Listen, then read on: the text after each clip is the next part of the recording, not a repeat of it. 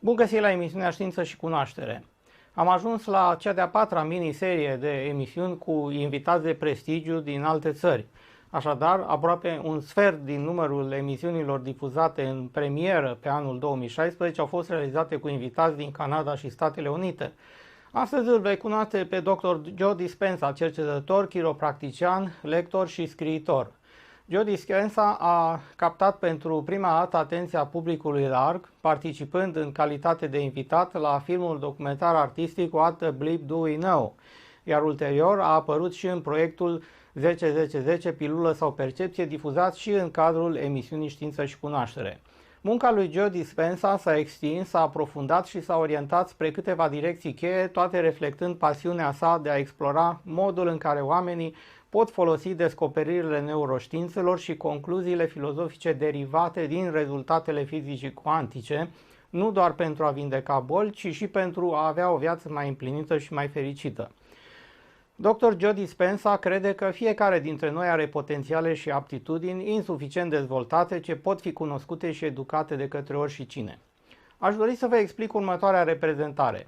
Imaginați-vă 4 cercuri care se intersectează fiecare cu toate celelalte. Dumneavoastră sunteți în centrul ariei comune delimitate de toate cercurile. Să considerăm acum faptul că fiecare arie distinctă reprezintă o anumită componentă din viața dumneavoastră.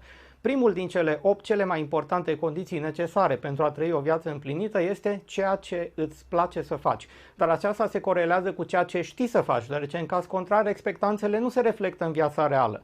O altă condiție destul de strictă și uneori limitatoare este ceea ce are nevoie lumea din jurul tău, de la tine, pe baza a ceea ce îți place și a ceea ce știi să faci.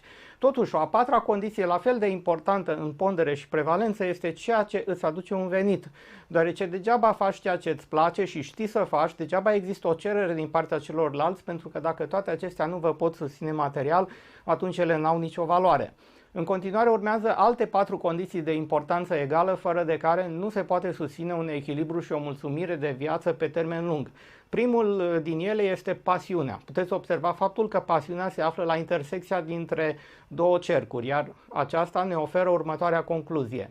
Ceea ce îți place să faci are nevoie de pasiune, ceea ce știi să faci de asemenea are nevoie de pasiune. Fără acea dedicație, bucurie și pasiune de a înfăptui un anumit lucru, munca este lipsită de sens și semnificație. Următoarea condiție se numește menire, iar aceasta se află la intersecția dintre ceea ce îți place să faci și ceea ce are nevoie lumea. Menirea este o calitate deosebită care te consacră unui anumit domeniu de activitate în așa fel încât ești unic și foarte util celorlalți sau instituției în baza a ceea ce deja îți place și știi să faci și mai mult le faci cu pasiune. La intersecția dintre ceea ce știi să faci și ceea ce îți aduce un venit se află profesia. Aceasta reprezintă simbolul unui anumit fel de activitate care se regăsește în cele mai multe societăți, populații umane, popoare și este singura măsură să-ți aducă un venit. Degeaba faci cu pasiune ceea ce îți place și ceea ce știi, degeaba ai avea o menire pentru a oferi ceva de valoare celorlalți, dar dacă ceea ce faci e foarte neobișnuit, foarte rar întâlnit, greu de definit, atunci lumea nu îi va înțelege valoarea chiar dacă e reală, iar această muncă nu-ți consacră o profesie. Ultima dintre cele 8 condiții pentru o viață cu adevărat împlinită este vocația. Asemenea menirii, vocația este o cerință a celor din jur, un mod de comunicare a ceea ce știi și îți place să faci cu pasiune în baza unei profesii, iar lumea nu doar că înțelege și are nevoie, dar apreciază periodic și îți confirmă rezultatele și efectele. Ați împlinit toate acestea? Atunci sunteți în centru. Dar nici aceasta nu e suficient. De ce? Ei bine, revenind la Dr. Joe Dispenza, el va integra toate acestea într-o componentă și mai extinsă în care sănătatea, dezvoltarea personală, mesajul motivațional, neuroplasticitatea și echilibrul în viață se împletesc într-o consonanță magică. Interviul în 2 episoade cu Dr. Joe Dispenza vă va oferi punctul de reper pentru dobândirea acestei înțelegeri speciale. Această emisiune nu conține sfaturi medicale și nu poate fi folosită pentru diagnoza sau tratamentul unor afecțiuni. Considerăm că este necesar să fie consultați experți în domeniu care pot oferi sfaturile necesare. Producătorul și colaboratorii nu își asumă responsabilitatea aplicării practice a ideilor prezentate către persoane neavizate insuficient pregătite care vizionează emisiunile. Emisiunea Știință și Cunoaștere prezintă informații generale pentru înțelegerea cât mai completă a stării de sănătate și ridicarea nivelului de calitate a vieții. Materialele și sfaturile furnizate trebuie apreciate ca simple informații și nu ca analize și sfaturi medicale. Fiți alături de noi la o primă întâlnire cu unul dintre cei mai renumiți vorbitori motivaționali din lume, care a acceptat invitația mea la Știință și Cunoaștere. Hi everybody, Dr. Joe Dispenza here. You're watching Science and Knowledge on TVR Cluj, Romania.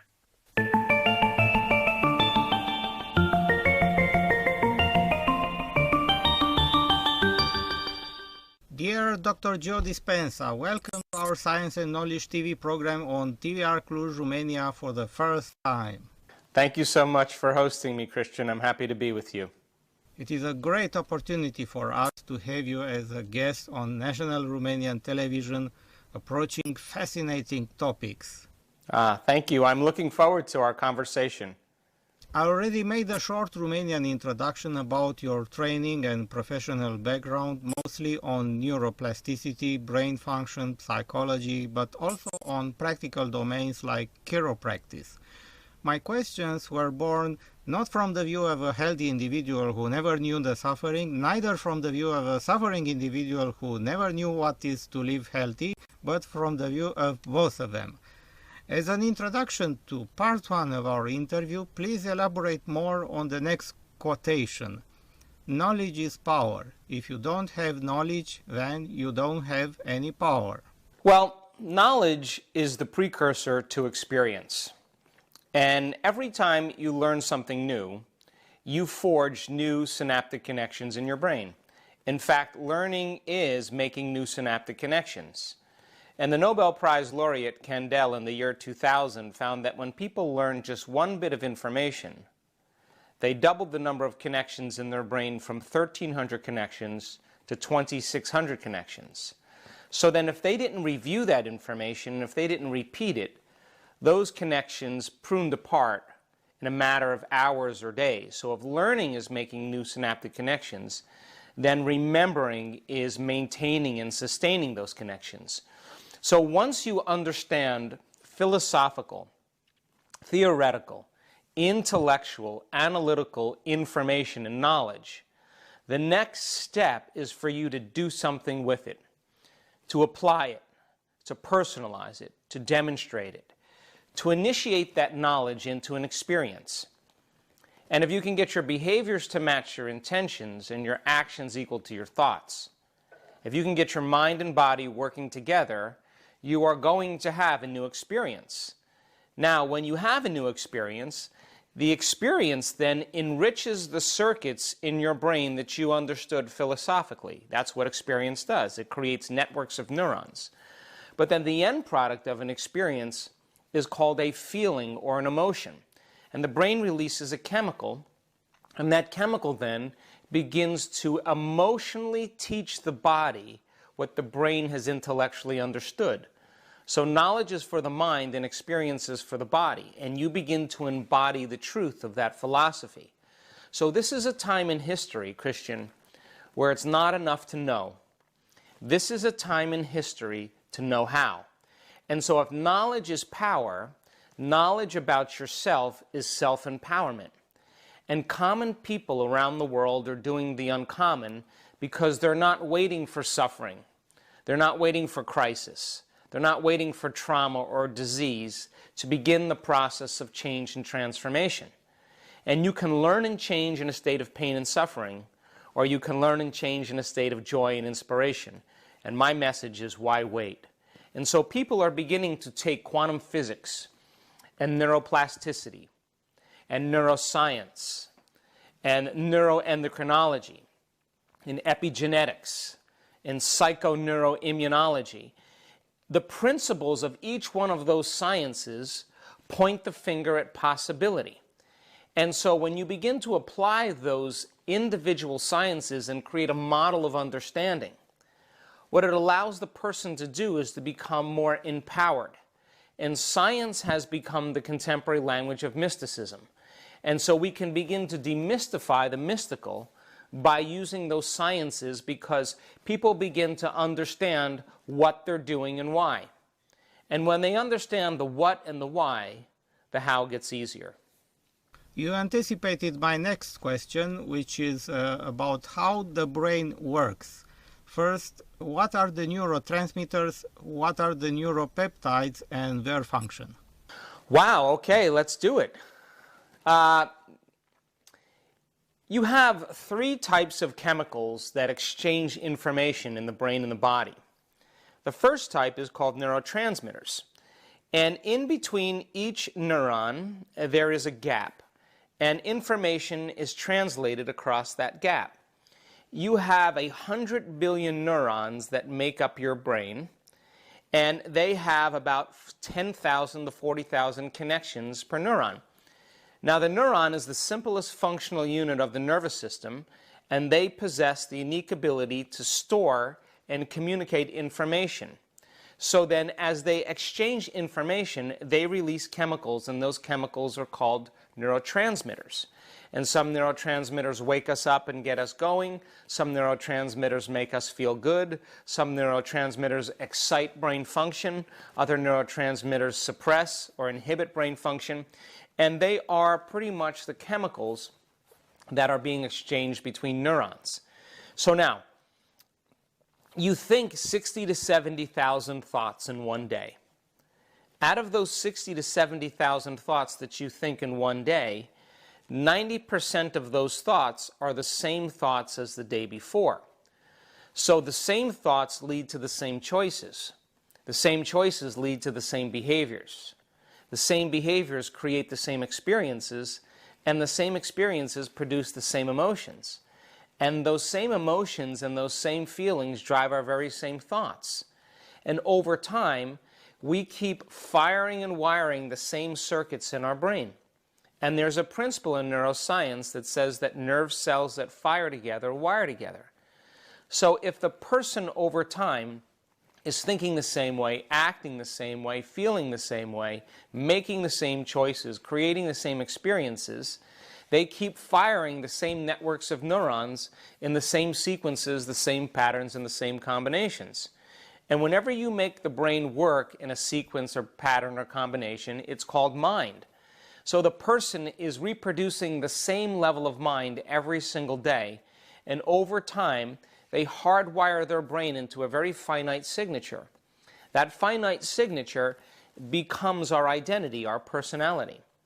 And by the time we're 35 years old, we become a set of hardwired behaviors, automatic habits, emotional reactions, beliefs, perceptions, habits, and attitudes that function like a subconscious computer program.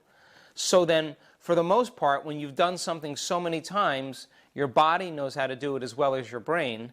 That's called a habit. Then most people are in the habit of being themselves. And their biology, their neurocircuitry, their neurochemistry, and even their hormonal expression tends to stay exactly the same. So the opposite is true also, that when you begin to assemble new thoughts and learn new information, those new thoughts should lead to new choices. Those new choices should lead to new behaviors. New behaviors should create new experiences, and new experiences should produce new feelings and new emotions, and those new feelings and emotions should inspire new thoughts. And that's called evolution. So then, as you begin to learn new information, you're adding a new stitch into the three-dimensional tapestry of your gray matter, and it's causing you to think differently. So then as you begin to think differently, if you begin to reproduce a thought, every time you have a thought, you make a chemical. And so if you have a happy thought or a joyful thought, you turn on a set of circuits in your brain that produces a level of mind that signals another part of your brain to produce a chemical. And those chemicals are called neuropeptides. They're made in the limbic brain, the chemical brain, or the emotional brain. And those chemicals begin to signal hormonal centers for you to begin to feel joyful or happy. Now, the moment you begin to feel joyful or happy, your brain is always monitoring your body. And your brain begins to manufacture more thoughts equal to how you feel. So if you begin to think more happy thoughts and produce more joyful thoughts, you begin to produce more joyful feelings. The problem is 70% of the time, most people are thinking negative thoughts, or unhappy thoughts, or unworthy thoughts, or guilty thoughts, or suffering thoughts. And they turn on a different set of circuits in their brain that produces a different level of mind. And neurotransmitters then begin to influence neuropeptides. And all of a sudden, neuropeptides are released in the hypothalamus through the pituitary. And here we go. All of a sudden, those chemical signatures from the limbic brain called neuropeptides begin to activate different hormonal centers for us to begin to feel unhappy or negative or unworthy or suffering or guilty. The moment we feel those guilty thoughts or those suffering thoughts or those negative feelings and emotions, we tend to think more corresponding thoughts. And people get caught in these cycles of thinking and feeling over time. And the repetition of that cycle conditions the body to become the mind. And when the body becomes the mind, emotionally, now the body is in the past, because emotions are a record of the past. And so most people then get caught up in these loops of thinking and feeling over time, and it becomes their identity. Please explain what happens once we begin to feel how we think and think how we feel. Your brain is organized to reflect everything you know in your life. Your brain is a record of the past. It's an artifact of everything you've learned and experienced to this moment. And feelings and emotions are the end product of past experiences, and you can remember experiences better because you can remember how they feel. So then if you're feeling the same way every single day, that means nothing new is happening in your life. And if those feelings are driving your thoughts, and your brain is a record of the past, and emotions are a record of the past, then for the most part, you're thinking in the past.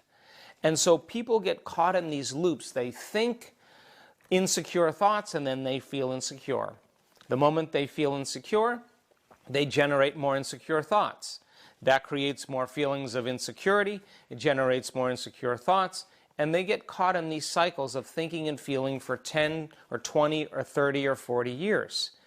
And so over a period of time, they say, I am insecure. And whenever you say, I am anything, you're commanding your mind and body towards a destiny. Because thoughts are the vocabulary of the brain, and feelings are the vocabulary of your body. And how you think and how you feel creates a state of being. So the person then becomes so accustomed to feeling insecure, so accustomed to feeling guilty, so accustomed to suffering, that when it comes time to change, they would rather stay with that emotion than step out into the unknown, to take a chance into possibility, to leave the familiar emotional states and hardwired neurological programs. And so this is where true change takes place, is being able to live out in that place called the unknown and be able to begin to create a different outcome by thinking differently and feeling differently and changing a person's state of being. And all it requires is a clear intention and an elevated emotion. And you begin to change your biology from living in the past to living in the future. But if someone had been caught on that loop for so many years, 20 years for example, which is unbelievable and unthinkable, someone to remain 20 years in suffering because the girlfriend left him without any rational reason, why can't we change that loop? Well, this is an interesting conversation because experiences that have a high emotional quotient, when you're shocked, when you're traumatized, when something happens unexpectedly and it captures all the brain's attention, the brain takes a picture. And when it takes a picture, it's correlating that picture with a feeling, the emotion from the experience. And what most people don't know is that every time they see that picture in their brain again, every time they reproduce that memory, they're producing the same chemistry in their brain and body as if the event was occurring outside of them. And the brain does not know the difference between an experience in our life that produces an emotion and an emotion that we can fabricate by thought alone. So the body is the unconscious mind. It does not know the difference between an experience in your life that produces an emotion and an emotion that you can fabricate by thought alone. So there's a chemical refractory period that's created after an emotional event. And most people don't know how to control their emotional reactions. And so these emotional reactions can tend to linger for hours and days and weeks and months and years. And over time, it's not the memories so much that the person is attached to, it's the feeling that's defined them as an individual. And so people's personalities, for the most part, are defined by feelings. And if feelings are familiar, and they're a record of the past, and those feelings are driving people's thoughts, then they get caught and trapped in these states of being. So then the person's not conscious of that.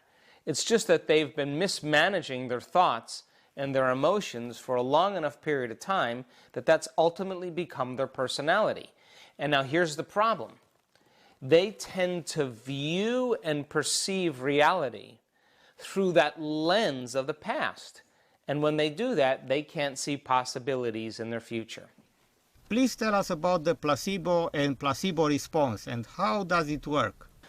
Well, placebo has been my interest now for some time because we have been witnessing in our workshops and conferences all over the world in the last 10 years that people were healing by thought alone, right in our events. So the question is, how is it that you can give someone a sugar pill, a saline injection, or perform some false surgery or treatment, and a certain percentage of those people will accept, believe, and surrender to the thought without any analysis that they're getting the real substance or treatment, and they begin to program their autonomic nervous system to make the exact pharmacy of chemicals equal to the substance that they think they're taking. So the question is it the inert substance like the sugar pill that's doing the healing, or is it the body's innate capacity to heal? You see, that pill is a symbol that represents health. And that pill has been conditioned into the person into believing that pills can heal diseases. Why? Because conditioning is based on the past. So then if a person has taken a pill for the last 30 years, different types of pills to take away headaches, to take away indigestion, to help them to sleep, they begin to understand that that substance outside of them is changing their internal chemistry. And over time, they condition a belief into them. So now the doctor gives them a pill that looks like every other pill, but it's nothing but a sugar pill. And that person is told that this pill could actually heal them. And the moment they see that pill, they begin to create in the brain an image or a new possibility of some new future reality called getting well.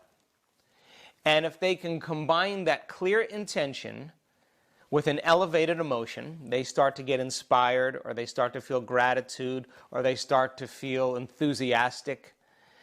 They begin to elevate their emotional state, and when you combine a clear intention with an elevated emotion, and if thoughts are the language of the brain, and feelings are the language of the body, that person just moved into a new state of being. And all of a sudden, the autonomic nervous system begins to manufacture the exact chemicals equal to what the person thinks they're taking. So my question is, if you understand how the placebo works, number one, can you teach it? And number two, do you need that sugar pill or the saline injection? Or can a person begin to select a new potential in the quantum field by thought alone and begin to emotionally embrace that future reality before it's made manifest? So much so that the body, as the unconscious mind, is believing it's living in that future reality in the present moment, and they're signaling new genes and new ways to begin to change their very biology. So the exciting part about this is, for an example, 81% of people that are involved in placebo studies for depression, that are given a placebo, 81% of those people get better, and they're given the placebo.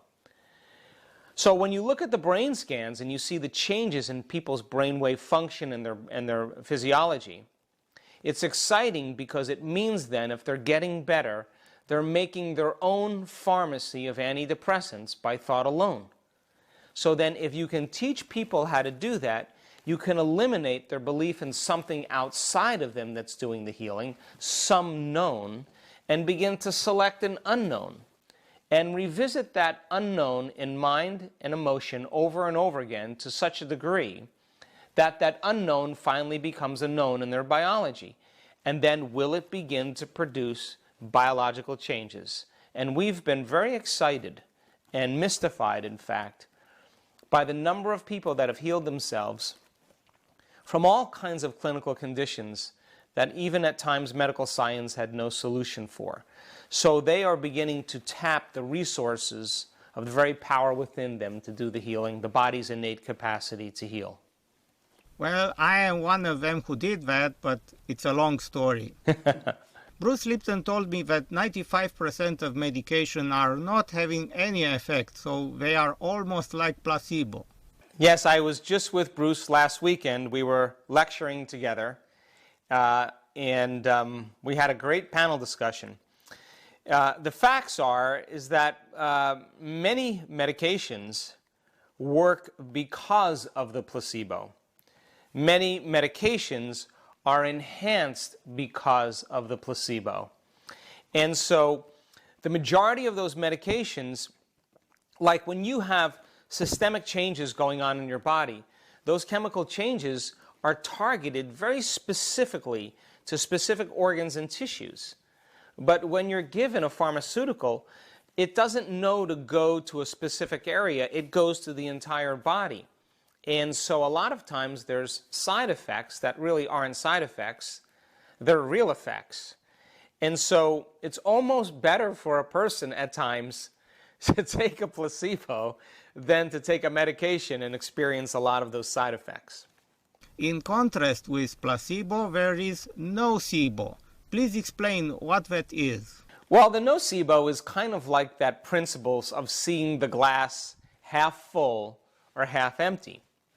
So if you give someone a sugar pill or a starch pill or a saline injection, and you tell them that you're giving them a medication, and there's measurable side effects from similar medications, they will begin to experience the adverse side effects from the medication that they think they're taking, but all they're taking, for the most part, is a sugar pill that's inert. So they begin to manufacture the very opposite effects, the side effects of the very drug they think they're taking, which is a very interesting conversation because a lot of those side effects lead to other medications that people take to handle those side effects. And here we go. It becomes more dependency on external substances. Psychology and neurology discovered that at least 90% or even 95% of our personal ego or personality is created by automated, inherited or not, subconscious programs, and only about 5% we are using conscious thinking, creativity, positive thinking, if we like. But the other 90 to 95% don't know what positive thinking is, don't know how much unused power of healing we have, don't know how much biological resources we have. Please explain why on the subconscious level we have too many bad programs and nobody wishes to change them. But think about this. Where most people learn their behaviors and their habits and their emotional reactions are either from their parents, their caregivers, or their exposure to technology and information and television. So what most people don't know is that children are so susceptible to information because of their brainwave patterns up until the time they're about 9 years old. So all information that's going into a child's brain is going in unedited and unanalyzed. And so as they begin to observe behaviors, the observation of behaviors begins to activate what's called mirror neurons in their brain. The mirror neurons in their brain are the very neurons they'll be using to demonstrate the same behavior. So as they watch their parents get emotional and react, as they watch their parents with bad habits, they're paying attention to their primary caregiver because that's where their focused attention is, and they begin to prime the very circuits in their brain and begin to select and ultimately instruct those neurological networks to become subconscious programs that will ultimately run them later on in their lives. Now, when you're watching television, your brain goes into alpha brainwave patterns, and you begin to move into a very suggestible state. As you move into a suggestible state, you can further program an individual because it begins to reduce their analytical or their critical facilities. The other part of that is that we tend to do certain things over and over again. We tend to think certain ways repeatedly. We begin to feel emotionally and react emotionally the same ways over time. And if you keep doing something over and over again, it becomes a habit. Now, a habit is a redundant set of automatic, unconscious thoughts, behaviors, and emotions that's acquired through frequent repetition. A habit is when you've done something so many times that your body knows how to do it better than your brain. So now, most of people's unconscious habits and behaviors are stored in the body as the mind. So now the body becomes subconsciously programmed.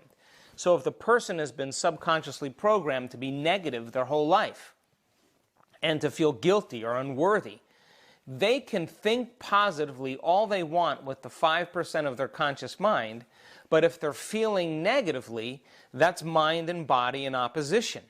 So the challenge then is to recondition the body to a new mind. Now, why is this important? Why is it relevant?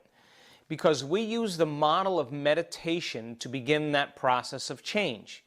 Because the whole process of meditation is to get beyond the analytical mind and begin to slow your brain waves down so you can move into those subconscious realms and begin to change self-limiting thoughts or unwanted behaviors or limited emotional reactions into more healthy and more unlimited states.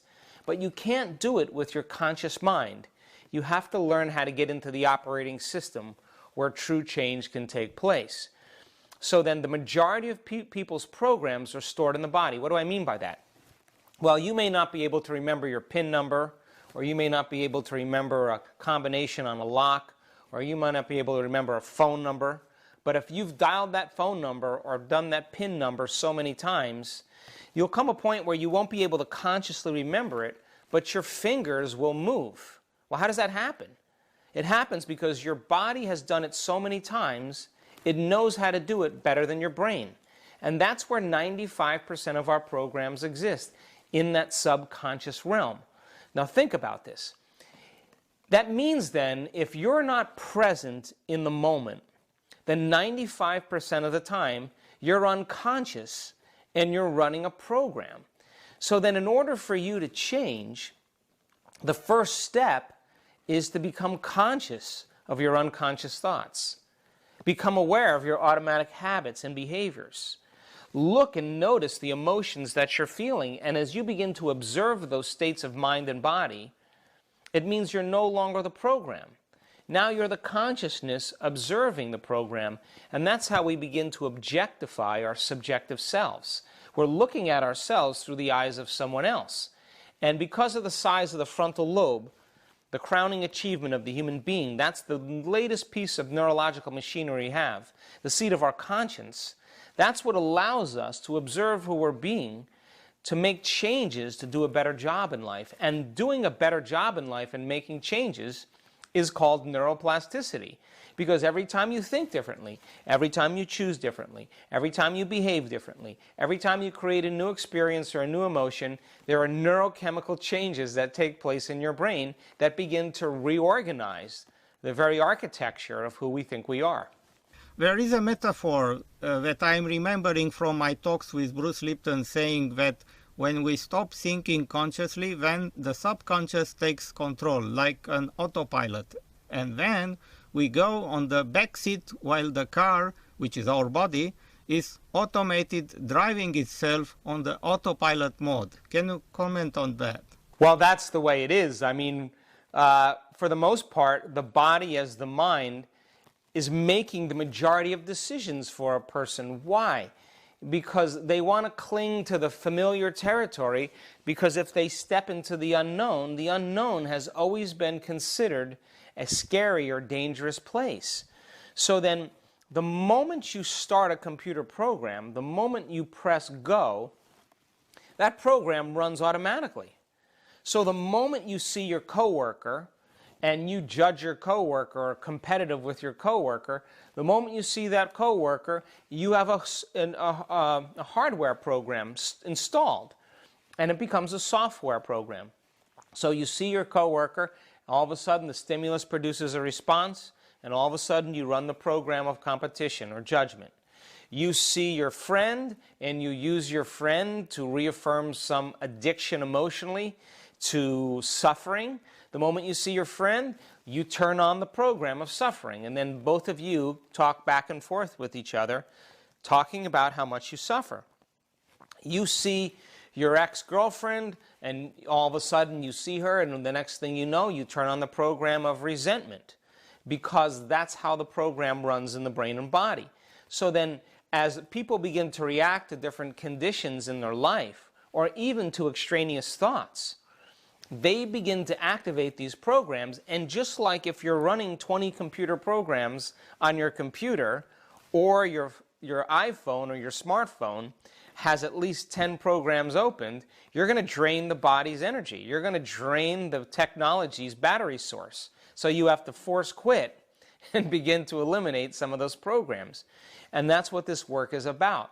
When a person begins to no longer fire and wire those circuits in their brain, no longer create the same emotions that continuously signal the same genes, when they're able to find the present moment and begin to execute and regulate internal changes, if they do that properly for a consistent period of time, when they walk back out into their environment, they're less prone to have that program run automatically because they're aware of it now. So then the first step in getting back in the front seat is to do something really simple. Disconnect from your environment. Close your eyes. Sit up straight and no longer plug yourself into the external world. Play soft music in the background or put earplugs in to diminish that information coming in. Sit your body down and let it sit in the same place without doing anything or eating anything or smelling anything or tasting anything, and that eliminates more sensory information. Find the present moment instead of thinking about what you have to do in the next moment or what you did yesterday. Truly become present. And it's the mechanism of being able to settle the brain and body back into the present moment, disconnect from the environment, and to be greater than our bodies. That's when we begin to be defined by thought alone. And that's what meditation is about. So all of a sudden your inner world starts to become more real than your outer world. And that's when you can begin to assemble new neurological structures. That's when you can begin to intentionally signal new genes in new ways.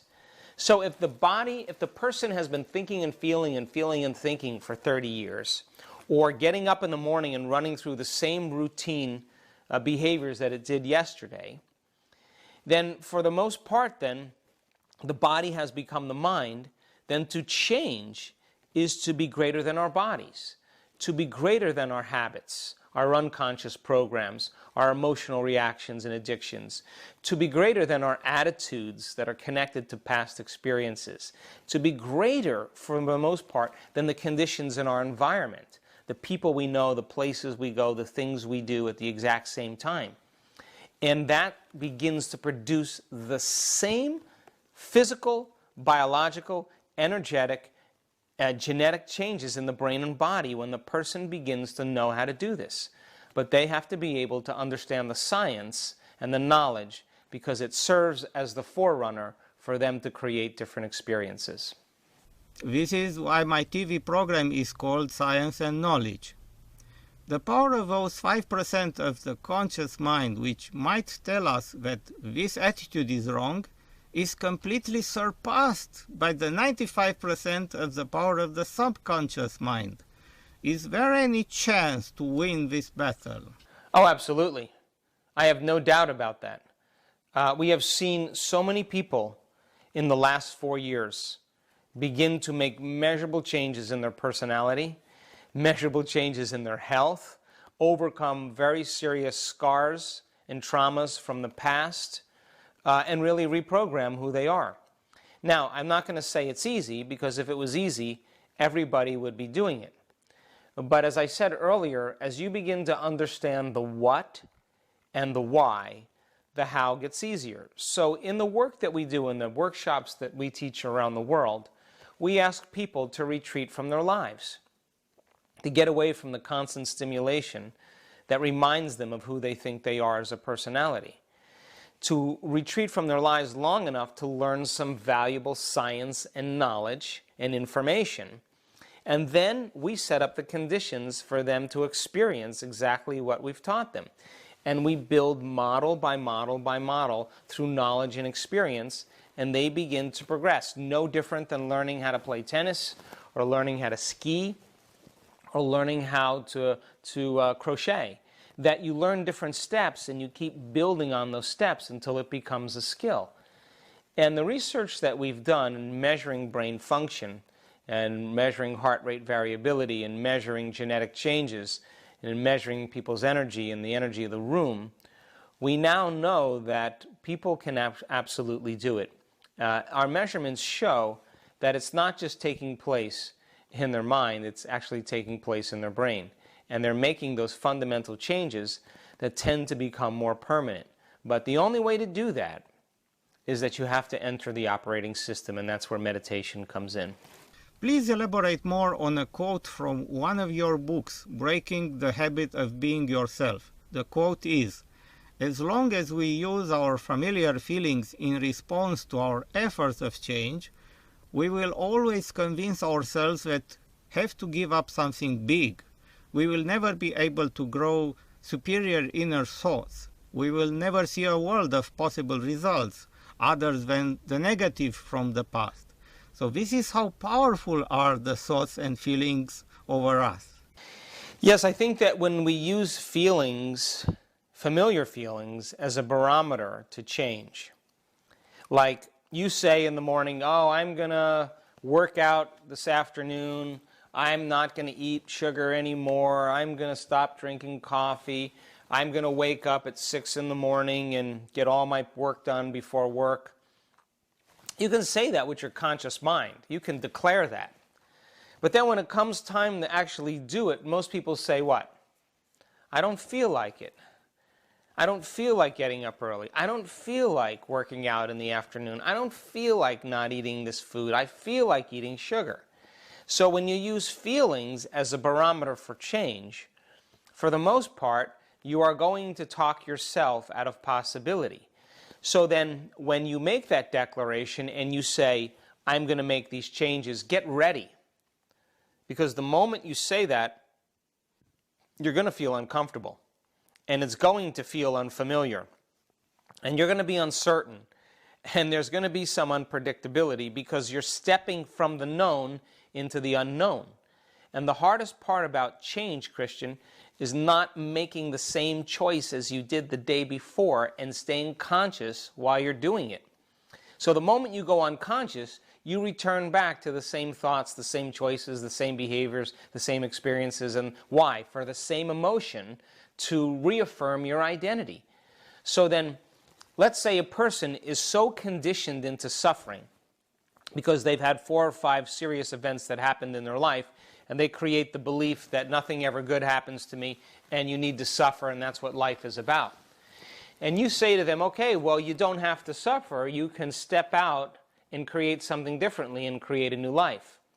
That person may intellectually understand it, but when it comes time to make the effort, they are going to come up against those emotions. And when they come up against those emotions, they have to realize that those emotions are not them. Those emotions are chemical residue from the past. So the person then begins to climb on top of these emotions, and as they begin to overcome their emotional body, as they begin to overcome their emotional addictions, as they begin to overcome their emotional memories that are stored in the body, they literally begin to express new genes. And all genes make proteins, and proteins are responsible for the structure and the function of the body. So all of a sudden now the person starts noticing a lot of their physical symptoms going away. They start noticing that they can think better, that they can feel better, that they have more energy, that they are excited about life again. And in a sense, from a biological standpoint, they're being reborn again. They're literally biologically being reborn. So we have seen changes in people's health, in their lives, in creating new opportunities, in mystical experiences, because in all of the research we've done, there's no doubt that I can tell you that people are at their absolute best when they get beyond themselves. When they get beyond their present identity, that's when they do the uncommon. Please explain why simple positive thinking cannot overcome the negative subconscious thoughts and habits. You will only accept, believe, and surrender to thoughts that are equal to your emotional state. And you will not accept, believe, and surrender to thoughts that are not equal to your emotional state. So if you're feeling guilty or unworthy, your body is in the emotional state, because emotions are the language of the body. The person's in the emotional state of guiltiness, guilty or unworthy, and they're thinking positively, and thought is the language of the brain. That thought will stop right at the brainstem and never make it to the body, because the body is conditioned emotionally into the past. So they can think positively all they want with their 5% of their conscious mind, but it's never making it into the body. Now, a person gets a diagnosis, some type of diagnosis, whether it's cancer or MS or lupus or Alzheimer's or whatever. They get that diagnosis, and the moment they get that diagnosis, they feel fear or they feel sadness. And they say, oh, I'm going to beat this condition. And now they say they're going to beat this condition with the 5% of their conscious mind, but they're not addressing what's in the operating system subconsciously. So if they think positively and they're feeling fear or they're feeling sadness, that thought is never going to make it to the brainstem and reach the body. So then if you take a person and you change their emotional state into a state of gratitude, into a state of inspiration, into a state of enthusiasm, if they can sustain that emotional state, they will accept, believe, and surrender to the thoughts equal to that emotional state, and they will begin to program their autonomic nervous system into a very different destiny. Now that's the challenge, because most people are waiting for their healing to feel gratitude, to feel wholeness. They're waiting for their new relationship to feel love. They're waiting for their wealth to feel success. That's the old model of reality of cause and effect, waiting for something outside of us to change how we feel inside of us. But the new model of reality then is changing our inner state before the event, which means you have to feel gratitude and wholeness for your healing to occur. You have to feel abundant and successful for your wealth to come. You have to be in love with yourself and in love with life in order for you to attract relationships equal to that state. And so then it requires a fundamental switch in our reasoning and our thinking. And once you show people how to do this, they begin to make significant changes. So here's the questions. Can you believe in a future that you can't see or experience with your senses yet, but you've thought about enough times in your mind that your brain is literally changed to look like the experience has already occurred? The latest research in neuroplasticity says you can change your brain just by thinking differently. And can you fall in love with a new possibility that already exists in the quantum field? And can you emotionally embrace that future reality before it's made manifest to such a degree that your body as the unconscious mind is believing that it's living in that future reality in the present moment, and you're signaling new genes and new ways to change your body to look like the experience has already occurred. Now reason this. If there's physical evidence in your brain and body to look like the experience has already occurred, physical evidence, it means that the event has already occurred. And this is when people begin to relax, and when they relax and surrender, that intelligence that's giving us life begins to change our body, and that same intelligence that's giving us life is that same intelligence that's causing all the functions of the universe to take place, begins to organize events in our life equal to a new state of being. Now the brain is no longer a record of the past, it's a map to the future. And the body is no longer anchored to the past because of those limited emotional states. The body is using those elevated emotions as energy to drive them to a new future. And I'm telling you, common people around the world are doing the uncommon just by practicing some simple principles.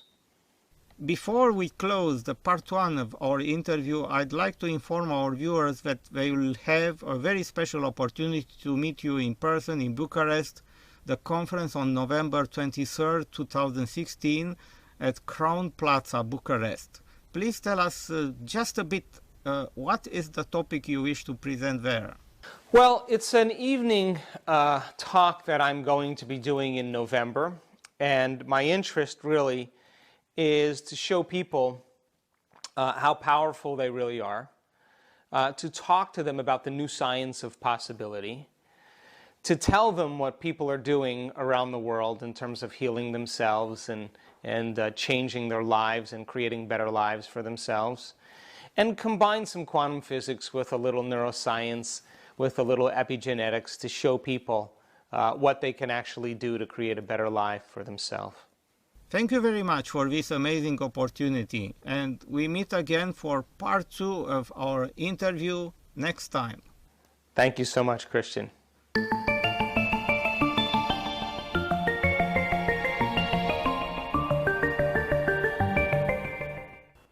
Așadar, aceasta a fost prima parte a interviului cu Dr. Joe Dispenza. Pot să mai adaug faptul că, în calitate de profesor și lector, Dr. Joe Dispenza a fost invitat să vorbească în peste 27 de țări de pe 6 continente, educând milioane de oameni cu stilul său devenit un simbol, ușor de înțeles, încurajator, plin de compasiune, descriind cum oamenii își pot redirecționa creierul și recondiționa corpul pentru a face schimbări permanente. Pe lângă numeroasele cursuri online și televizate pe care le oferă, ține personal workshop-uri progresive de 3 zile, workshop-uri avansate de 5 zile în Statele Unite și peste hotare.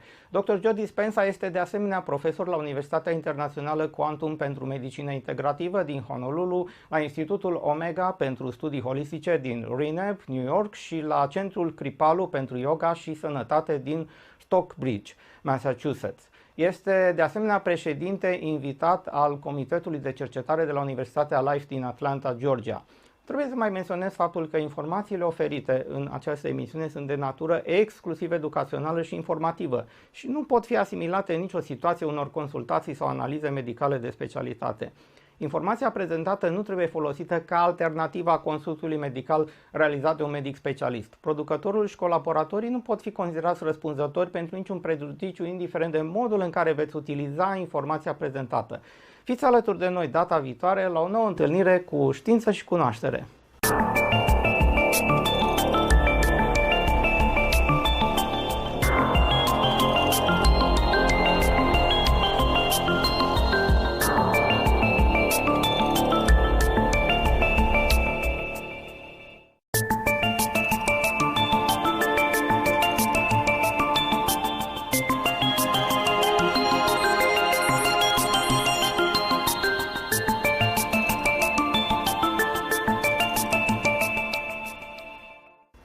Bun găsit la emisiunea Știință și Cunoaștere. Continuăm difuzarea părții a doua a interviului cu Dr. Joe Dispenza, unul dintre cei mai buni vorbitori motivaționali din lume. În completarea celor prezentate data trecută, mai menționez faptul că, în calitate de consultant pentru corporații, Dr. Joe Dispenza ține cursuri și workshop-uri pentru afaceri și corporații interesate în folosirea principiilor neuroștiinței pentru a stimula creativitatea propriilor angajați, inovația, productivitatea și multe altele. Programul său corporatist include de asemenea consiliere privată pentru managementul de top. A îndrumat personal un grup de 40 de antrenori corporatiști care predau modelul său de transformare companiilor din toată lumea.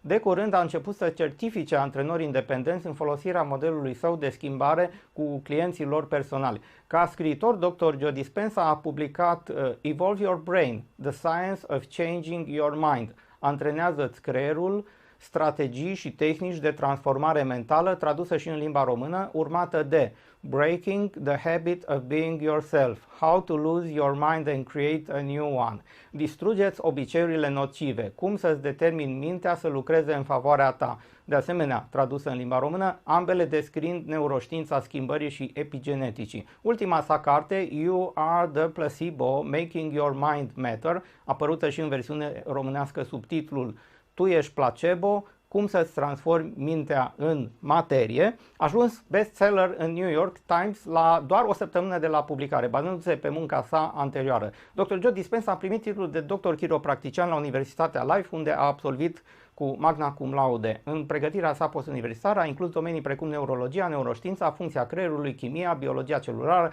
formarea memoriei, îmbătrânirea și longevitatea. Când nu predă și nu scrie, Dr. Joe Dispenza primește pacienți la clinica sa de chiropractică din Olympia, Washington. Este mai puțin cunoscut faptul că, la vârsta de 23 de ani, cu ocazia unui eveniment sportiv, fiind biciclist de performanță, în primăvara anului 1986, în timpul unei curse, o mașină de teren, rulând cu viteza de 90 de km pe oră, care venea din lateral, l-a lovit în plin pe Joe Dispenza, care a fost propulsat în aer pe o distanță de câțiva metri, rostogolindu-se apoi încă cel puțin 5 metri până la oprire. Diagnosticul: fracturi multiple prin compresie ale coloanei toracice, vertebra T8 distrusă peste 60%. Soluția medicală propusă: laminectomia completă a toraciului cu tijă Harrington.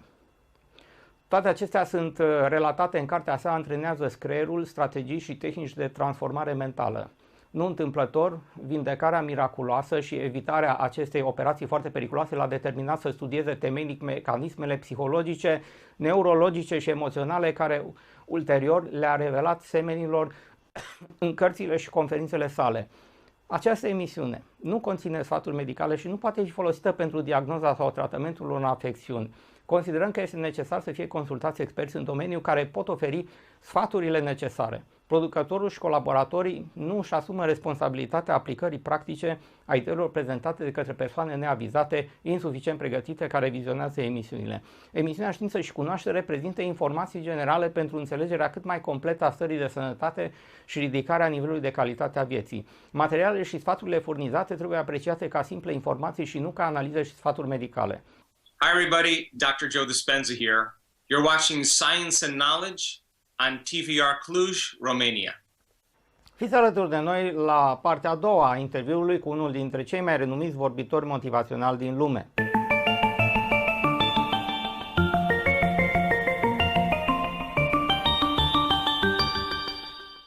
Dear Dr. Joe Dispenza, welcome to our Science and Knowledge TV program on TVR Cluj, Romania for part 2 of our first interview.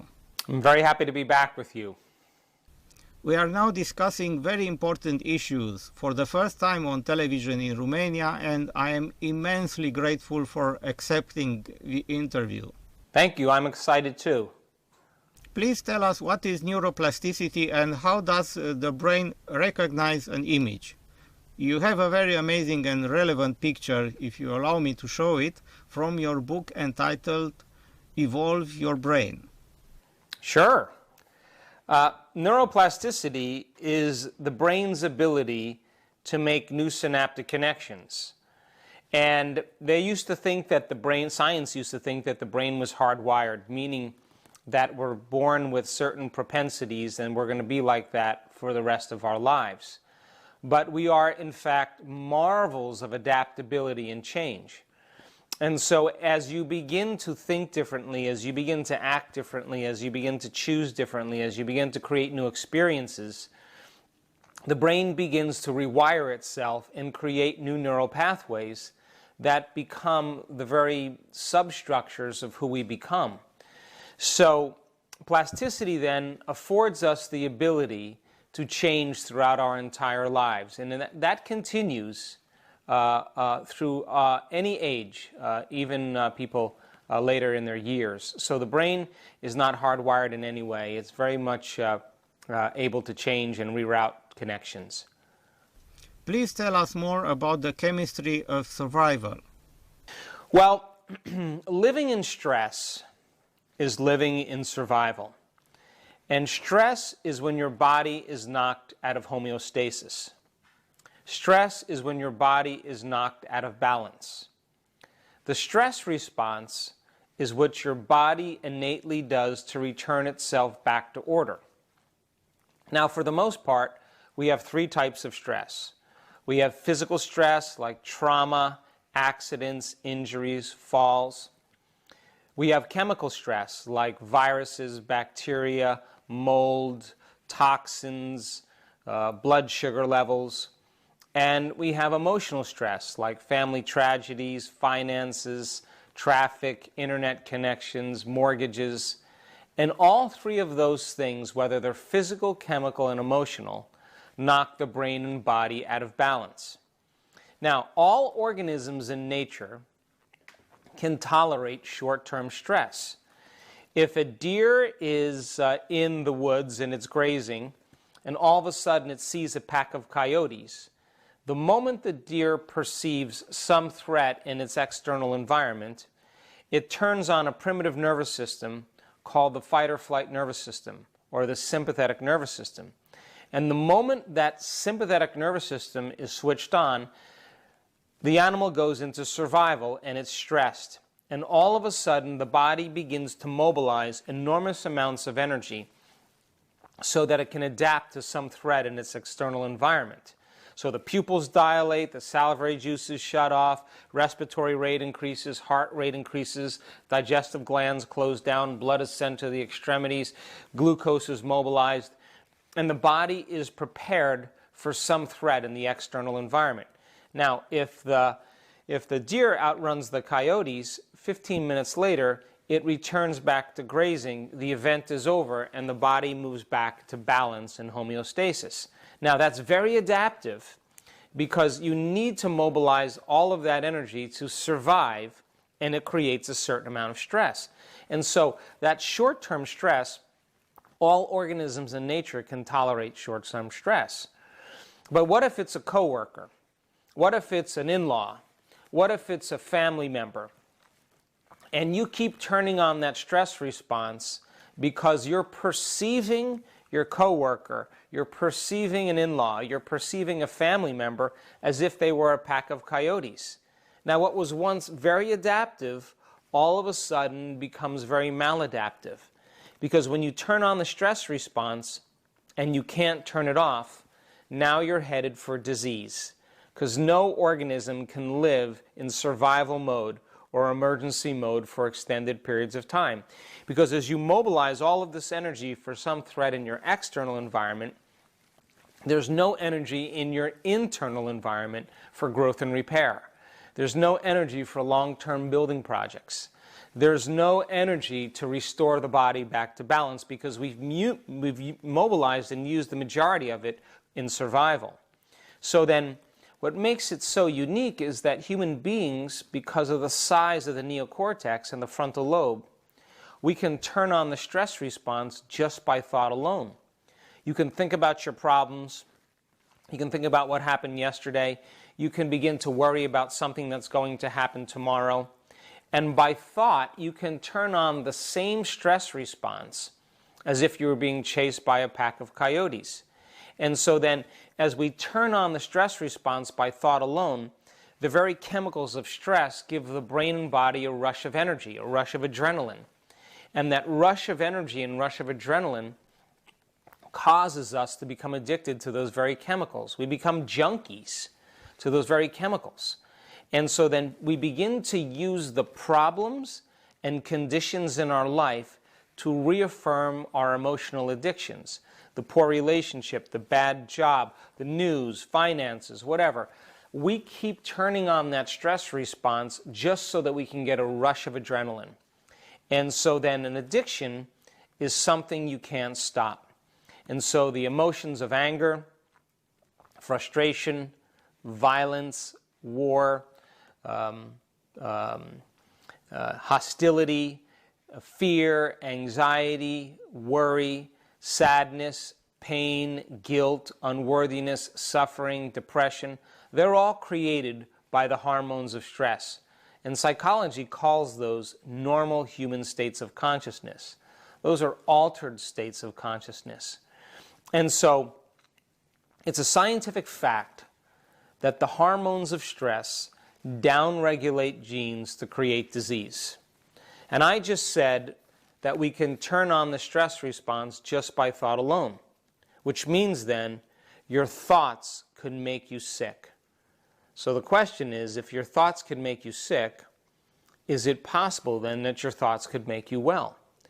And if the very chemicals of stress mobilize all this energy to cause us to become addicted to that rush of adrenaline, and we can turn on the stress response by thought alone, is it possible that we become addicted to our own thoughts? And if we use the conditions in our life to reaffirm our emotional addictions, is it possible that we become addicted to the very life that doesn't work for us?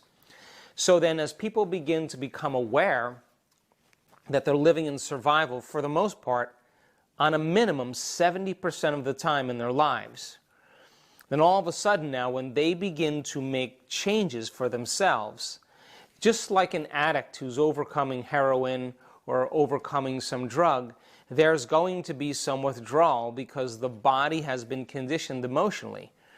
So as the person begins to make those changes, their body goes into a little bit of disturbance because the body is looking for the very chemicals to reaffirm their identity. And so the work that we do teaches people how to lower the volume to those emotional states. And it is the process of being able to temper those emotions and begin to overcome them that literally frees the brain and body from being in the past. So most people overutilize the survival systems and they're overstressed. And for the most part, 75 to 90% of every person that walks into a healthcare facility in the Western world walks in because of some type of psychological or emotional stress. And it's that psychological and emotional stress that begins to break the body down. And reason this with me. If you keep turning on the fight or flight nervous system and you keep mobilizing enormous amounts of energy for some threat in your external environment, the very chemicals of cortisol and adrenaline begin to weaken the immune system. So you can have everything from cancer to MS, to rheumatoid arthritis, to lupus, because that stress response begins to suppress the immune system and people develop autoimmune diseases. You keep on turning the fight or flight nervous system on, your heart starts to race because, primitively speaking, you're being chased by some predator. Well, if you keep turning that on for an extended period of time, your heart will begin to race on its own. And blood pressure goes up, people have arrhythmias, they have tachycardia, because they're switched on that sympathetic system. If you keep turning on the fight or flight nervous system and you're mobilizing all this energy to your external limbs, and you're shutting down blood flow and energy to your internal organs, you could eat the most organic, vegetarian, healthy food, but your body is not in the proper state to even break that food down because it's not a time to digest when you're being chased by a tiger. If you have infertility and problems with sexual organs, because if you're turning on that fight or flight nervous system, it's not a time for long-term building projects. It's not a time to grow a baby. It's not a time to procreate because there's danger out there.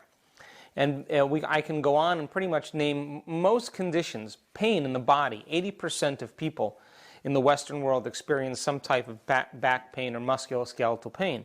Well, when you mobilize all this adrenaline and you're not using it to run and you keep that adrenaline released into the body, it makes its way into the tissues and it hardens the tissues.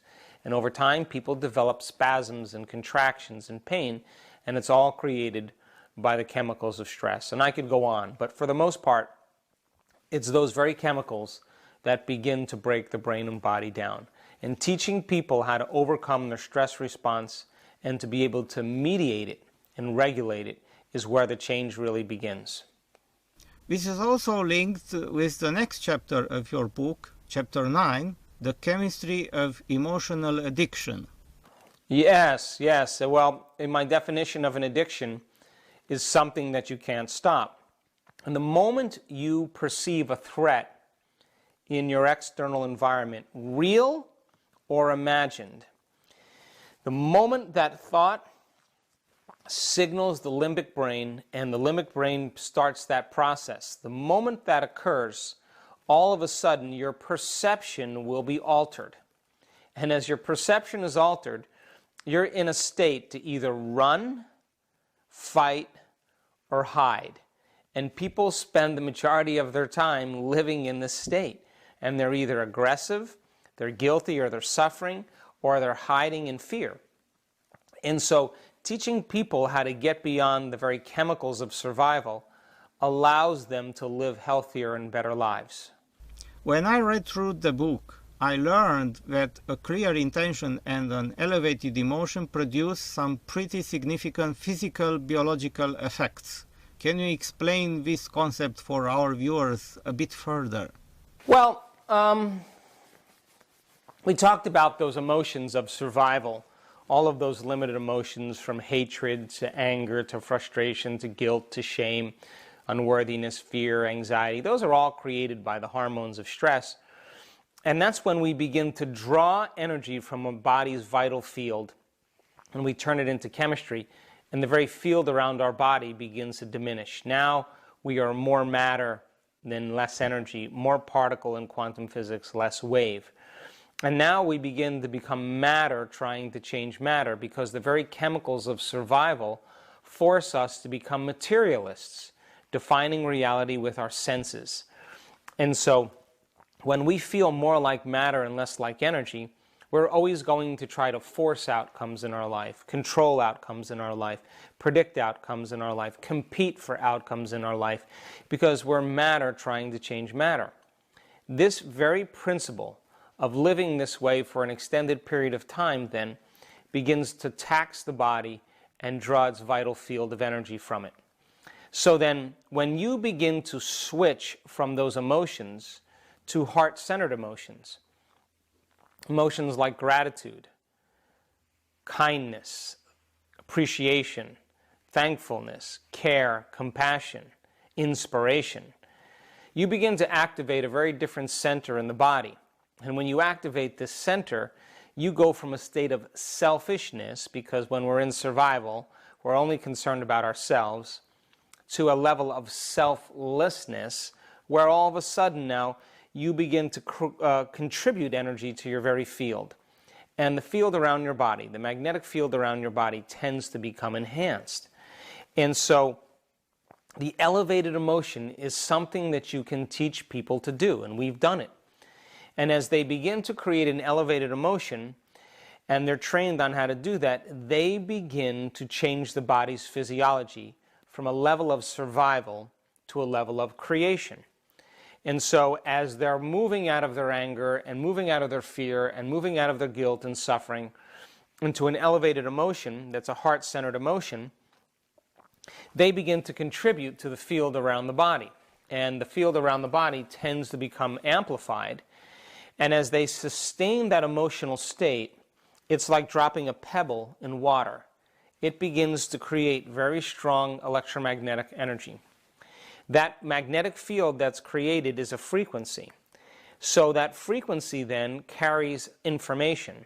And as they begin to put a clear intention in their mind with an elevated emotion, they begin to change the very energy that surrounds their body. Now, not only are they changing their energy or changing their consciousness or their thoughts and their feelings, but in addition to that, they're beginning to change the very neurocircuitry in their brain. They're beginning to change the very neuropeptides that are beginning to change the hormones that are secreted in their body.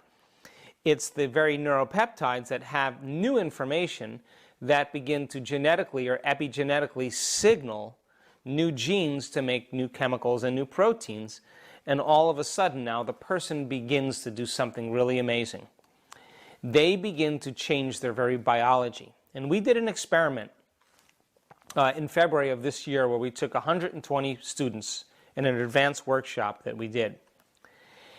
And we know that the chemicals of stress suppress the immune system. So we said, okay, let's take 120 people and measure their cortisol levels, which are their stress hormone levels, and let's measure their immune response, and we'll measure a chemical called IgA, immunoglobulin A, or salivary immunoglobulin A. So as cortisol levels go up, IgA levels go down. That's a scientific fact. But our hypothesis was, what if we create elevated emotions and they're able to sustain elevated emotions instead of survival emotions, just for 10 minutes a day, 3 times a day? Would their immune response go up and their cortisol levels go down, survival system shuts down, and their immune system in growth and repair tends to be enhanced? And at the end of 4 days, when we measured 120 students, their cortisol levels went down 3 standard deviations, which is very significant. But their IgA levels went from 55 up to 87, which is very clinically significant. That means that they were literally epigenetically signaling different genes to make different proteins. So even 10 minutes of gratitude a day, just for a few days, will begin to create a stronger, healthier immune system. And IgA is the primary defense against bacteria and viruses. So a clear intention involves a mindful process, and an elevated emotion requires a bodily process. And I say that thoughts are electric in the quantum field and feelings are magnetic. And how you think and how you feel broadcasts an electromagnetic signature that influences every single area of your life. So getting people to resonate in a different energy and to be able to sustain those states not only will change their health and their biology, but they should begin to see shifts take place in their lives. How does the quantum model of reality work with the placebo? Well, what makes the placebo so unique is you're using a pill to influence people to see possibility, to view a new possibility about themselves and their lives by thought alone. Now, the quantum field is an invisible field of intelligence that exists beyond this space and time. There's no objects there, there's no people there, there's no things there, there's no matter there. It's an immaterial field of light and information. And so it's the realm of possibility, and possibility is thought. So when a person begins to be introduced to a placebo, when they're introduced to the placebo is a symbol of possibility. They're selecting a new possibility in the quantum field. They don't know they're doing that, but they're thinking differently, like, I think I can get better, or this should help me, or I'm looking forward to playing with my grandchildren again, or gosh, maybe I can go on that vacation, or maybe I won't limp anymore. As they begin to image in their mind a new outcome, that's called a clear intention. And so then intention does nothing to change the quantum field. Intention is one element. You're selecting a possibility. But when you combine that clear intention with an elevated emotion or an elevated energy, so to speak, it's that elevated emotion and elevated energy that begins to change the very biology of our body. So then, as they embrace that future, and the thought in their mind becomes the experience, the end product of an experience is called a feeling or an emotion. And all of a sudden now, the person begins to change their state of being. And if they keep revisiting that every day, because placebo studies, by the way, aren't just one sugar pill. In placebo studies, they have to take the placebo sometimes for 6 or 8 weeks. And that placebo then keeps reminding them of the future possibility. So in our work, we instruct people how to move into a new state of being and how to combine the clear intention with an elevated emotion and access an unknown in the quantum field and revisit it over and over again for weeks until it becomes a known, just like instead of taking an external substance, they're selecting that possibility without using anything outside of them. How is it possible to make your inner experience of thoughts and feelings more real than an outer past experience? What does that to do us physically? Well, what you don't know is that you do that all the time anyway. The privilege of a human being, because of the size of the forebrain, the size of the frontal lobe, is that we can make thought more real than anything else. That's the privilege. So if you're driving down the freeway in your car, and all of a sudden, as you're driving down the freeway, you start daydreaming, and all of a sudden you forget that you have a body. You forget about the road in front of you, the car that you're driving. You forget about time. Your inner world is becoming more real than your outer world. And like a movie screen, like a picture, a scene opens up, and for the most part, you're in that scene. And that kind of fascination, that kind of focused attention begins to fool the brain into believing what's going on between the person's ears is more real than what's going on in their outer world. And the brain captures the thought as the experience and begins to lay down the very circuitry to reflect that idea. So now the person is beginning to change their brain to look like the experience has already occurred, because to them the experience is more real than their outer world. If the thought becomes the experience in their mind, then all of a sudden they'll start to feel the emotion of that experience. Now this can work for us, or it could work against us. So if you're driving down the road in your car and you're thinking about going to work and telling off your coworker, or arguing with your boss, or writing a nasty email, or facing off with a team of people that don't like your ideas, whatever it is, as you begin to rehearse in your mind the scenes, and you're beginning to experience the emotions that go along with it, because the thought that you're thinking is the experience, by the time you get to work, you could be angry, you could be aggressive, you could be frustrated, you could be bitter, you could be judgmental, because you changed your brain and body in preparation of that event, but you did that by thought alone. Now, the actual opposite is possible too.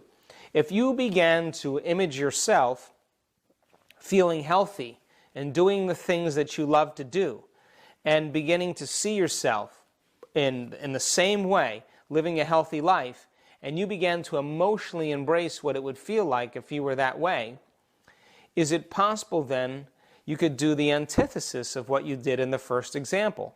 Could you change your brain and body to begin to become more healthy and feel more emotionally balanced and begin to release different chemicals in your brain and body that would begin to repair and regenerate your physical structures? And the answer is absolutely yes. But the majority of time, people are always anticipating the worst thing that's going to happen in their life based on what happened in their past. And so when they're living in survival and they're living in these states, they're selecting the worst case scenario and getting ready for it, because if anything less happens, they have better chances of survival. So we want people to do the exact opposite. We want them to begin to obsess about the best thing that could happen to them, and when they get the training on how to do this, they can begin to change their brain and body and begin to produce more positive effects than negative effects. Please tell us more about neurons and the nervous system. Traveling the original information superhighway. What do you mean by that? Well, what most people don't know is that your nervous system is receiving and sending information all the time. That your nervous system really is the superconductor or the semiconductor of consciousness. And you're always either receiving information or sending information. And so most people are using their senses to define reality. because we have senses that plug us into reality. The more the person is living in survival, Christian, the more they are perceiving reality with their senses, the more they're a materialist. The more they feel separate from the quantum field, they feel like reality is right in front of them. So the more addicted they are to the stress hormones, in fact, the more they are materialists, and this is where reality takes place. So the brain is etching and mapping information neurologically from experiences and from what you learn, and that's pretty much a standard process of evolution. But when you're in that creative state, and you no longer are aware that you have a body, you no longer are aware that there's people around you, or there's coffee brewing in the kitchen, or that you have pain in your back, or that you're in your home or in your bedroom, and you're no longer thinking about your appointments later in the day or what you have to do, what you did yesterday, that you're in the present moment. When you get into that elegant state of the present moment, and you become nobody, no one, no thing, nowhere, in no time, that's the moment you become pure consciousness. And that's the moment you begin to interact with this invisible field of information. And as you begin to interact with this invisible field of information, and we've recorded this, it's like the brain is downloading information no longer from its sensory perception, it's downloading information from the field. And we've seen this in enough cases. And all of a sudden the person gets an insight. All of a sudden the person gets a new idea. All of a sudden the person gets a vision. All of a sudden the person has a knowingness about something. All of a sudden the person is inspired by some type of possibility that they never thought of before. And that is the nervous system receiving information from a realm beyond the senses. Now this is that quantum moment, that download that's taking place, where it not only is just an insight, but it's an epiphany. It reaches every cell of the person's body, and they know information is true. They know it to be the truth. And they begin to trust that intuition. They begin to trust that vision. They begin to say, I know that in some way that this is my future. And they begin to make the necessary choices, demonstrate the right behaviors, create the right experiences that literally lead them into a new reality. So that kind of downloading of data that takes place from the field is taking place beyond our senses. It's taking place from the realm of the immaterial and not the material, because that moment that we become pure consciousness is the moment our consciousness begins to merge with the consciousness of the quantum field, which is an infinite field of intelligence. And that's when people start to trust themselves more, and that's when people start to live more healthier and more enriched lives. How does the neuron impulses spreading the message? Well, there's 100 billion neurons in the brain, as we said in the first show, and they fire in different sequences, patterns, and combinations. And so when you learn something new, you make a new connection. If you keep adding more information to what you're learning, the neurons begin to assemble into what's called neurological networks. Those neurological networks are kind of the hardware of the brain. But if you keep reviewing that information and firing and wiring those circuits, the hardware becomes a software program, and it becomes more of an automatic neurological network. So you have a neural network to brush your teeth, you have a neural network to drive your car, you have a neural network to speak a language or more than one language, and you will begin to access information in that stored neurological network. But the memory is not only stored in the brain is the pattern of information, kind of the downward causation, but that energy also, memory also exists in the field as well. So the person's accessing, by turning on that network, information from the field. But once the program, the neurological network, turns on, that neurological network runs automatically. And that becomes pretty much who a person is if they keep doing it. So that's why they can drive their car, drink coffee, text, talk, check the news, talk to their children in the back seat, shift gears. They have all these programs running because all those different automatic neurological networks are working at the same exact time. So being able to combine those neurological networks in different ways is what allows us the ability to create new levels of mind. So as an example, we tell people that they have a lot of skills and things that they do really well in their lives. And we don't want them to eliminate any of that. We want them to take those propensities and characteristics, those skills and habits that are constructive, and use the same neurological networks to build new neurological networks so that they can begin to apply more enhanced information into their lives. So the combination of putting those neurological networks together, creating bigger levels of mind, applying those neurological networks to have greater experiences, begins to enrich the very gray matter of our brain because we're evolving who we are. How does the chemical messengers create the connections? Well, you know, there's that principle in neuroscience is called Hebbian learning. And Hebbian learning says that nerve cells that fire together wire together. So you learn a phone number, and someone tells you their 10-digit phone number, and then you repeat it to yourself. You recognize the first 3 digits because it's the same area code, or say, that you have. And then you kind of remember the next 3 numbers, and then you memorize the last 4 numbers. And you keep repeating the number over and over again, over and over again, over and over again, over and over again.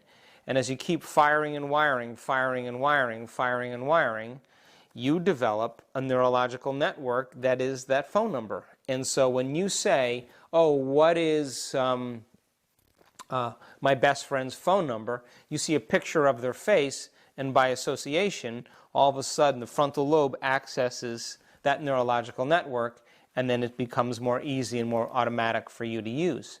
So the same thing applies if you have a neurological network to be wealthy, or successful, or healthy, or happy, or unlimited, or mystical, or spiritual, whatever it is. It's the process of assembling these levels of mind and keeping them alive, keeping them firing and wiring until they become integrated. And as they integrate more, that becomes your new way of being. You think that way, you act that way, and you feel that way. And how you think, how you act, and how you feel is called your personality. And your personality creates your personal reality. That's it. So then, most people try to create a new personal reality as the same personality, and it doesn't work. We literally have to become someone else. What are the main types of neurotransmitters, and what are their functions? Well, we have excitatory neurotransmitters like glutamate. That's one of the brain's major excitatory neurotransmitters. That kind of gets us up and going. It gets us stimulated. It excites neurological activity. And then we have inhibitory neurotransmitters like GABA, G-A-B-A, that tends to inhibit neurological function. Now, we need both of those, because if you're going to pick up a cup and you only have glutamate activated and not GABA, when you pick that cup up, your hand will go straight up. So as you pick the cup up and you direct it towards your mouth, there's a process of excitatory and inhibitory chemistry going on, so you can direct it right to your mouth. So the brain is the balance between those excitatory and inhibitory neurotransmitters. At the same time, we have other neurotransmitters like serotonin and melatonin. And serotonin is your daytime neurotransmitter. When you wake up in the morning and your eye begins to perceive light, the moment your eye begins to perceive light, the brain begins to activate the pineal gland, and the pineal gland begins to make this neurotransmitter called serotonin. And in serotonin, your brain waves pick up. For the most part, your attention is on your outer world. You're plugged into your environment, and it keeps you awake and keeps you paying attention. When the light of the day diminishes and there's less visible light happening, all of a sudden the pineal gland takes serotonin and turns it into melatonin. And melatonin is the nighttime neurotransmitter, and that puts us to sleep at night. So then if you keep this rhythm of waking up in the same environment going for an extended period of time, you create what's called the circadian rhythm. So all of a sudden your brain and body get entrained into the environment, and you wake up in the morning pretty much at the same time, your brain chemistry turns on, you start your day, and then as night starts to change and the light starts to go along with it, all of a sudden melatonin is created and your body gets in this kind of natural rhythm. The problem is that for most people, if they're living in stress and they're living in high levels of cortisol, the higher the person's levels of cortisol, the less amount of melatonin they make. And that's a very adaptive function in antiquity, because if you're stressed because there's a neighboring tribe that's warring, or there's a predator that's living close to your village, the very mechanism that's created from the hormones of stress and the higher cortisol levels is going to stop you from sleeping, which means you're going to have better chances of survival and you're going to stay awake. It's kind of a primitive mechanism.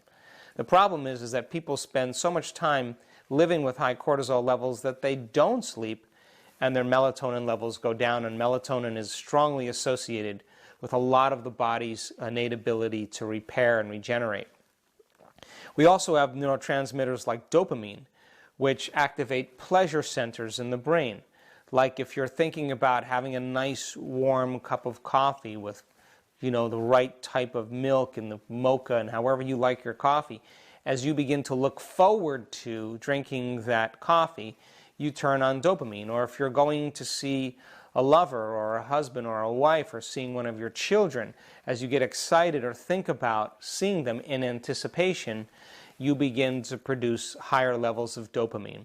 Then there's ones like acetylcholine that just really, for the most part, have to do with memory formation and just levels of cognition and rationale. But each one of those neurotransmitters are chemical messengers that produce different functions in the brain. You mentioned the glutamate, and in Romania we have a problem with food products which some of them contains too much glutamate, and in time this substance accumulates in the body and perturbs the neuroimpulses. Well, that's true, because glutamate is a great binder to certain salts, and glutamate is an excitatory chemical. So a lot of times when people are consuming flavor enhancers or preservatives that have glutamate in it, it kind of heightens the threshold of excitability in their nervous system, and it could give them headaches or insomnia or not make them feel as well, because the flavor enhancer is overactivating the glutamate pathways in the brain. And a lot of times people don't even know that they're consuming glutamate because so many foods and so many processed foods have those flavor enhancers in there, so it can stimulate the brain.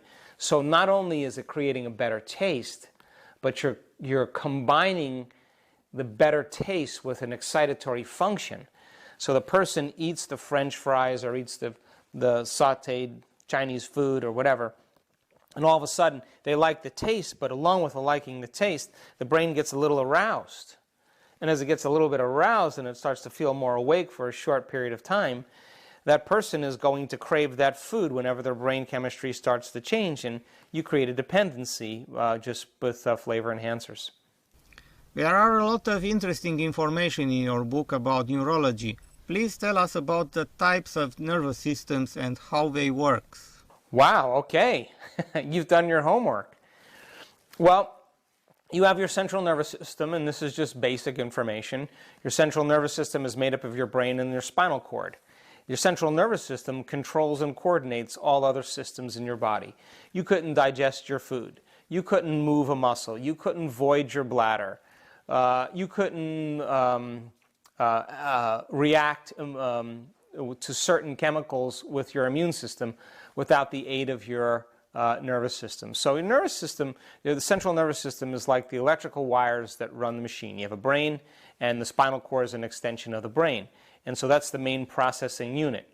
And wherever you have the most number of neurons clustered together, you have the greatest capacity to learn, remember, and function.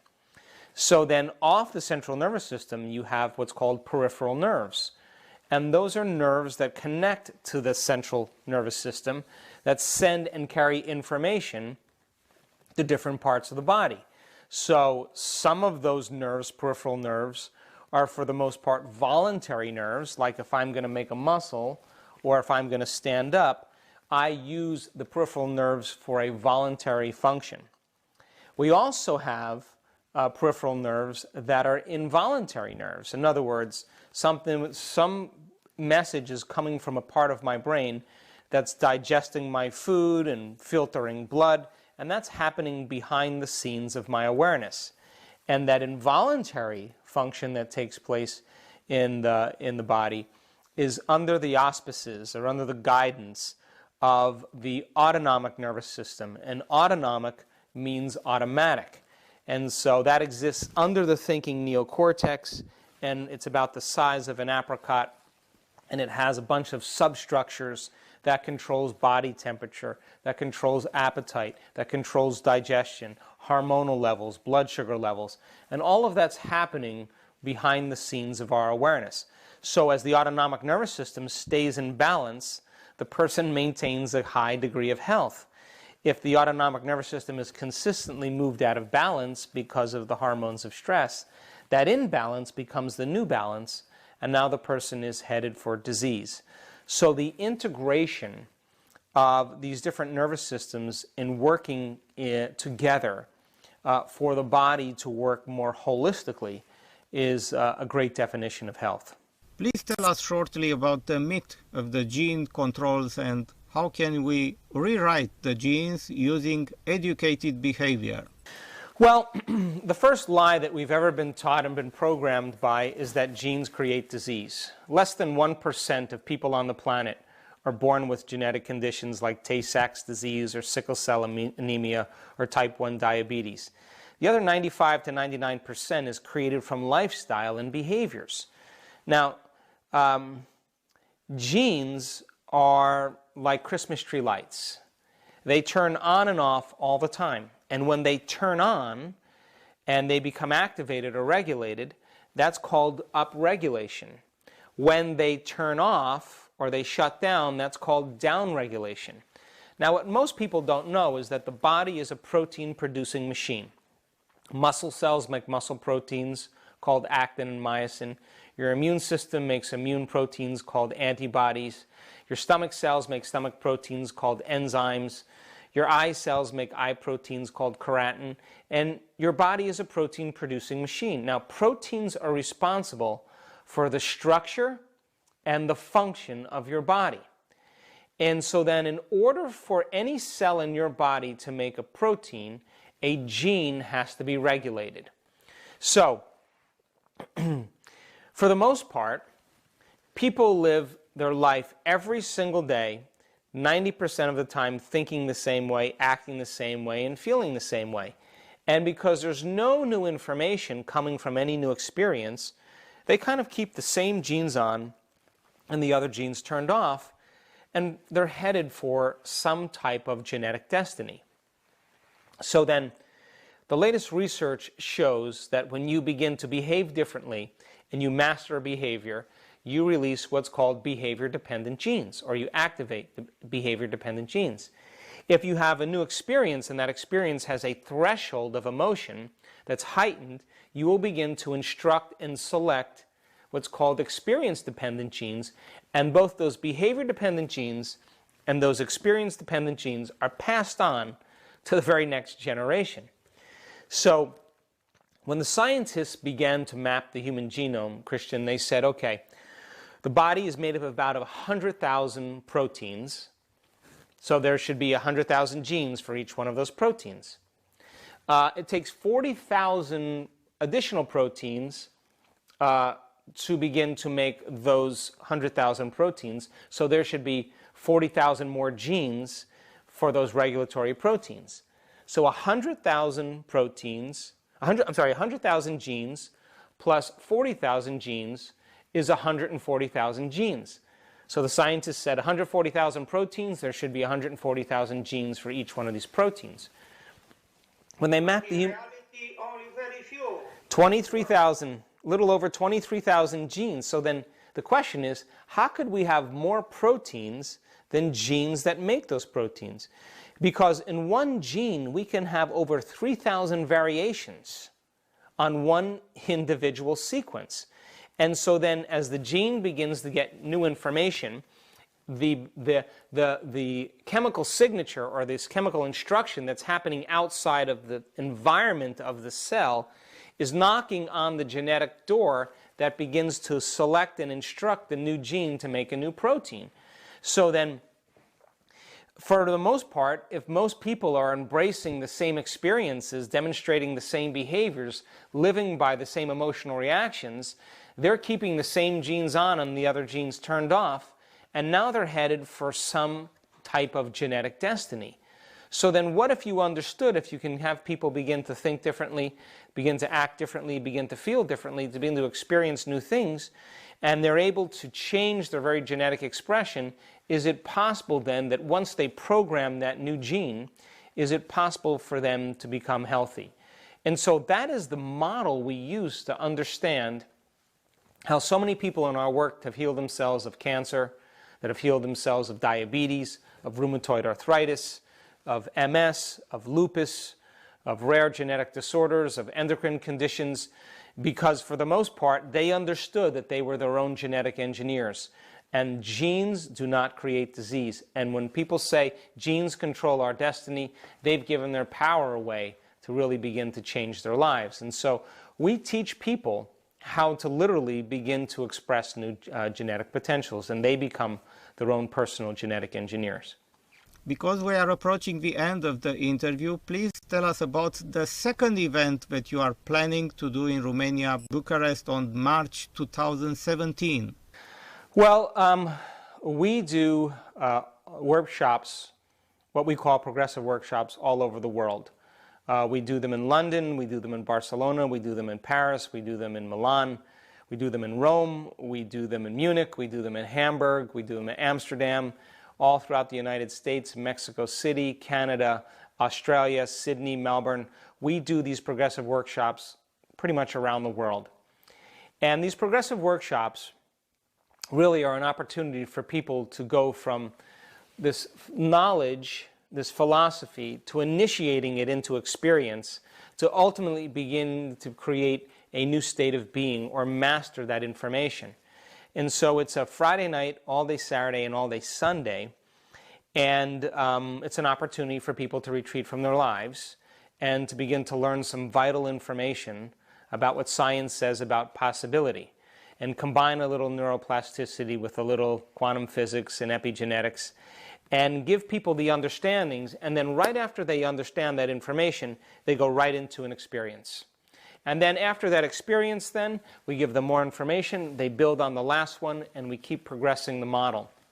And these, if you come to the event, you will be in and out of meditation the entire weekend. You'll learn how to change a belief or perception about yourself and your life. You'll understand what it means to find the sweet spot of the generous present moment and to practice what it means to be present. We will teach you, for the most part, how to tune into a potential that already exists in the quantum field by changing your electromagnetic energy to match some possibility that already exists, and you'll understand the science behind that. We will show the research that we've done on a lot of students, what we call supernatural results, to show people that it's entirely possible for them to create the miraculous, or at least the healing in their lives.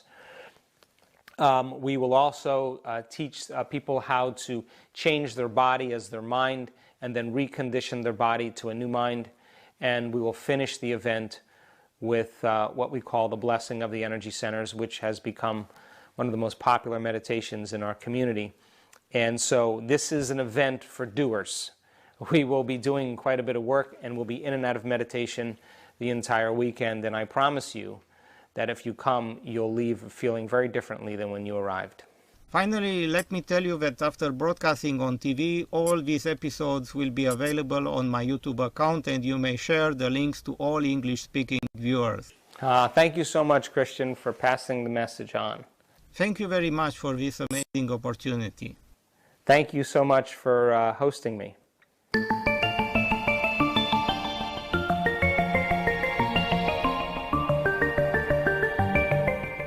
Dr. Joe Dispenza a învățat mii de oameni cum să reprogrameze gândirea pe baza unor principii neurofiziologice dovedite științific. Abordarea lui creează o punte de legătură între adevăratul potențial uman și cele mai recente teorii științifice ale neuroplasticității. Trebuie să mai menționez faptul că informațiile oferite în această emisiune sunt de natură exclusiv educațională și informativă și nu pot fi asimilate în nicio situație unor consultații sau analize medicale de specialitate. Informația prezentată nu trebuie folosită ca alternativă a consultului medical realizat de un medic specialist. Producătorul și colaboratorii nu pot fi considerați răspunzători pentru niciun prejudiciu, indiferent de modul în care veți utiliza informația prezentată. Fiți alături de noi data viitoare la o nouă întâlnire cu știință și cunoaștere.